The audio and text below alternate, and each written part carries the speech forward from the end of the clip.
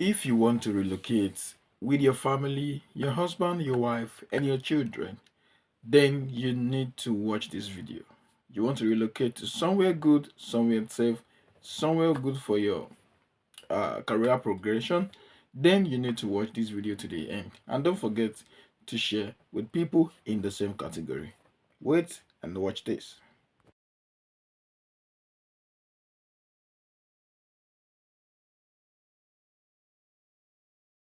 Hello friends and welcome back to my YouTube channel. My name remains Okwayemi and I'm here to share information that will benefit you and your loved ones. Okay, so in this video I just want to share very quickly with you a country that you can relocate to with your dependents. So I got to know about this particular country from my research and conversation with people in that region. So I want to encourage you to watch this video to the end. It's going to benefit you a great deal. It's a lot of information and I have to pull them down so I don't forget what I have to share with you guys. So first of all, you can work with your dependents, and in this particular location, your dependents can work full time. Now, there is also an integration program that the government organize for your dependents and they get paid for it as well. So it's a program that integrate them into the system, that let them know what is happening on this side, what is anyway, the country I'm talking about is Finland. So you need to understand what or the location I'm talking about here. So Finland government organizes a program for dependents that integrate them into the system and they get paid for it.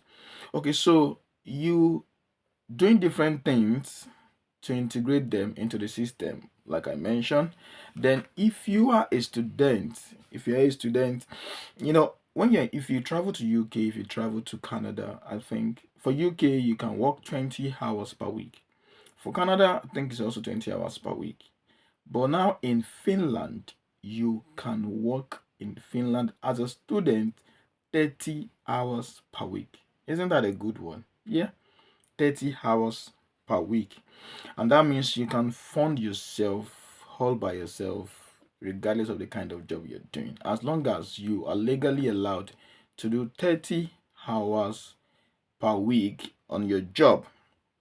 Now, if you live in Finland for 4 years, then you are qualified for permanent residency. If you live and work in Finland, now, unlike some other countries, for UK, for example, if you school in UK for 2 years, your 2 years is not part of your journey to 5 years into permanent residency in UK.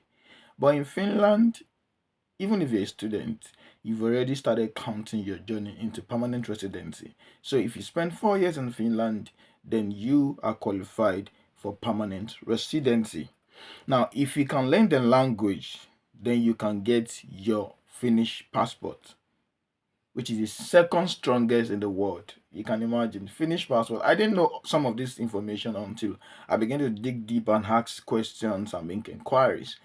Finnish passport is the second best passport in the world. Wow, that is a wow for me. Okay, so now I was told, and from my research, it's stronger than the UK passport, stronger than the US passport, stronger than the Canadian passport. And with that passport, you can travel 193 countries visa free with a Finnish passport. You can imagine that. You can go to 193 countries visa free without a Finnish passport. I mean, with a Finnish passport. Isn't that amazing? A passport that leads you, that open doors for 193 countries.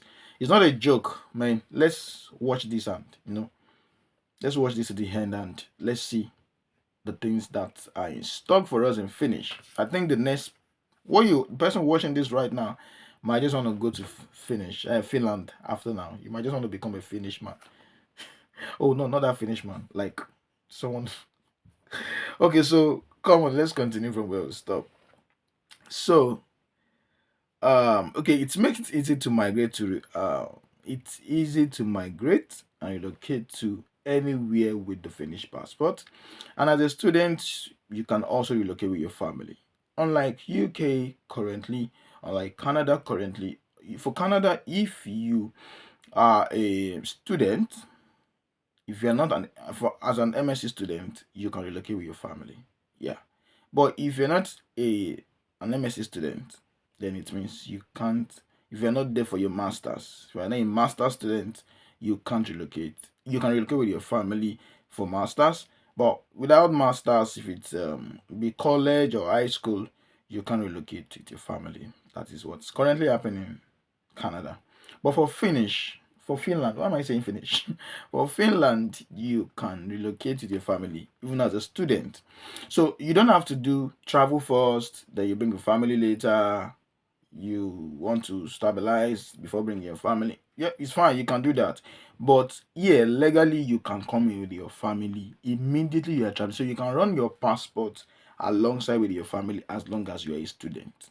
So you can run your schooling, your dependent application alongside with yours as a student, as long as you got your admission, of course. So you're fine with you. So unlike some other countries, you have to go and stabilize yourself, work, finish school, get your feet together and all of that. But for Finland, you plan everything together with your family. So you look at your family, even as a student. Now, the Finnish government have reserved buildings into 5 years ahead. Now, I think I asked the person, what about relocation, people getting houses? But the person said, now some of this information is they are from the internet, a lot of research on this. So he says the Finnish government builds, builds houses into 5 years ahead. So it means that if you move into Finland, you will not have issues getting a house to stay, because there are houses that people are not living in that are constructed for the purpose of maybe immigrants. People need houses and all of that. So you definitely get house very easily if you migrate to Finland. Then the Finnish government have, okay, so as long as you have money to pay, yeah, you will get an accommodation. That's another thing. Once you have your money with you, you will get accommodation. So what will not give you accommodation is if you don't have money with you. So once you have your money, you will get accommodation in Finland. Only student apartment requires that you will be on the queue. So now there's always a queue because, of course, as a student, there are several people flowing in through the student route. Now, as a student, you have to join the queue because that is for student apartment. Student apartment is also the same thing with the normal building structures, but in quote, it's for students. So if you want to go in, if you are relocating through that means that you need an apartment, you have to join the student route. But if you're not joining the student route, now the student route is what's the right word now? Subsidized. So 50% of the payment is coming from the student, 50% is done by the government. That's the difference. But for the other one, you pay by yourself. You don't have to join any queue since it's not student apartment. So there are a lot of information here. So let me go forward to say, okay, so it's not difficult to settle in Finland.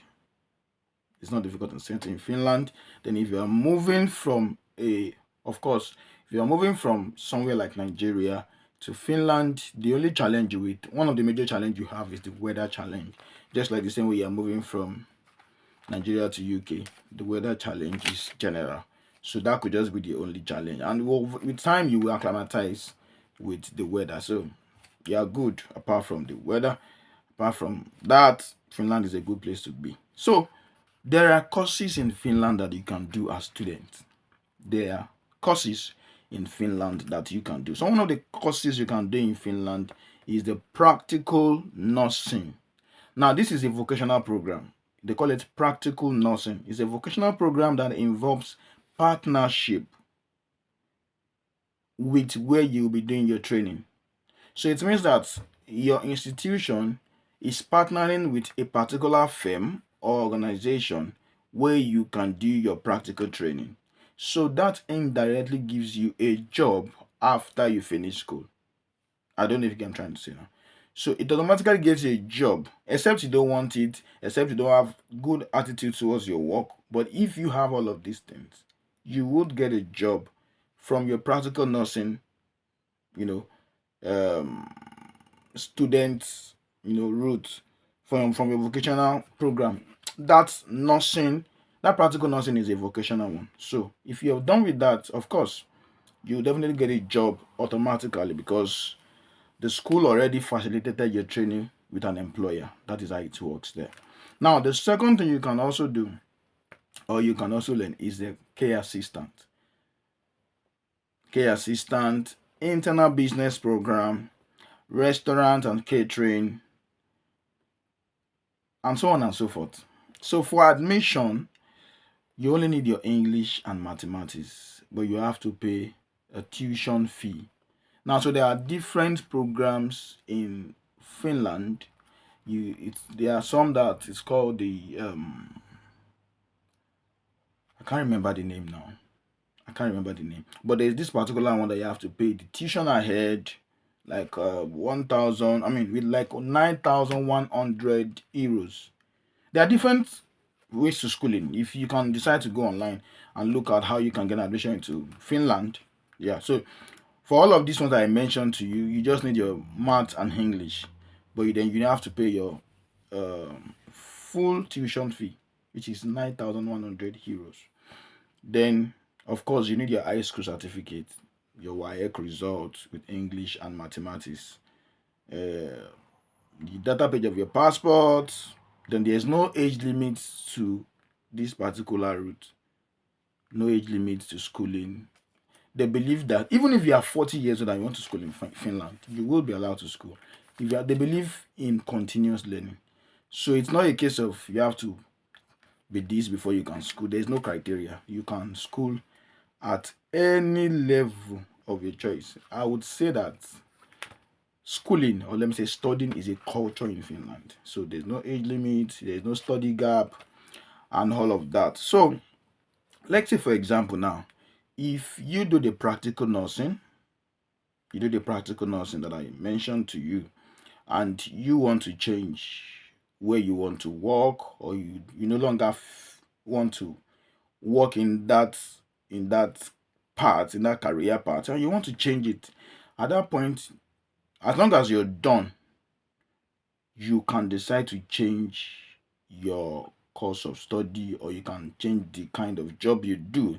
But at that point, if you want to school, if you want to begin school, or you want to study more, you study for free. You study for free.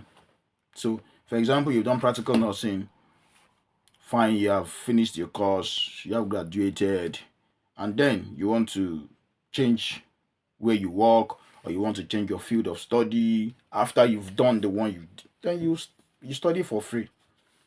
You study for free. Then of course your children study for free. They get free food in school, free lunch. So it's a good one. So your kids get free breakfast and lunch, and of course medication is free, except you are 40 years and above. Then you can pay about 30 euros for medication. So life is quite comfortable, so to say. So imagine your kids going to school and they get breakfast and lunch. Isn't that a huge one already? Like in my own country, my dialect, Yoruba will say, "Ti ebi ba ti kúrò nínú ìṣẹ́, àbí? Ìṣẹ́ bùṣe." Is that the right one? Anyway, okay. So moving forward, uh, okay. So who is qualified for schooling? Of course, all you need is a C6 in your mathematics and English. That's the minimum. Minimum of C6 in your WAEC. C6 minimum of 6 in your WAEC. So what do you graduate? It doesn't matter. Either you graduate with a third class, a first class, a pass, second class, doesn't matter. You would definitely get school. You definitely get school to study. Then what is the Okay, so the question is, what is the hope of those who aren't interested in some of those courses that I mentioned earlier? The practical nursing, the healthcare assistant, um, the kitchen, restaurant and catering. If you are not interested in those ones and you know something else, of course, there are other jobs you can do. You can go into tech if you don't want to do. You don't have to do those parts if you don't like them. Yeah, you can go into tech, you can go into finance, you can go into arts. Of course, you can decide to go for MSc or PhD, whichever one. So if you are an ND holder, you can do a top-up program that will allow you graduate as a BSc holder. Yeah, that's another information I've been able to gather. If you are an HND holder, you just do a top-up program that will allow you to graduate as a BSc holder. So your HND, that is for Finland. So some of those courses are the electrical engineering, the mechanical engineering, the energy engineering, and you can graduate and get a job as well. So that is what it is over there. So I think lastly on my information about Finland. So I'm trying to tell you that Finland is a good place to go, really. Either for schooling or for work, Finland is a good place to go if you are looking into Finland. Yeah. And if you want more information about Finland, if you really want to go to school about in Finland, I think I would suggest you send a DM. Put it in the comment section, or you can send me a mail in that regard. You can send me a mail on talk2okweolotu@gmail.com. So yeah, I think maybe you can have, or you can make your inquiries online generally, but please don't fall into the hands of scammers. Please, please, please, please, please. Okay, so what is the job market like in Finland? That's a question from somebody. So for the job market in Finland, of course, I will encourage you to choose the courses that are required. For example, we all know that there are some jobs that is oversaturated, and there are some that are still very much, undersaturated. It's not even enough yet. So for that purpose, I will encourage you go for courses that are undersaturated, not the one that we have too much of people in there already. So don't do the overpopulated courses, do the underpopulated ones. So you can do any job or any work outside your field of study. Yeah, you don't have to study or do what you study. You can study law in your country and come here and come and do accounting. You can just do anything outside. So that's a free word, as long as of course you can assimilate and you can do whatever you want. So after 24 years, like I mentioned, you can get your permanent residence as a student, or even if you come in with job employment, doesn't matter. As long as you spend 4 years, you get your PR. Yeah. So citizenship is 5 years, and of course, you will need to understand the Finnish language. So that is all about the Finland um, relocation route. So, guys, this is the assignment I want to give to us.